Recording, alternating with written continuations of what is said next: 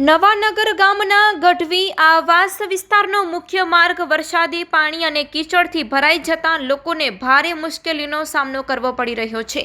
સ્થાનિક રહેવાસી સામતદાન વી ગઢવીના જણાવ્યા અનુસાર આ રસ્તા ઉપરથી વિદ્યાર્થીઓ, વૃદ્ધો અને મહિલાઓ અને પુરુષો પસાર થાય છે। તેમ છતાં રસ્તાની સુધારણા માટે હજુ સુધી કોઈ પણ પગલાં લેવામાં આવ્યા નથી।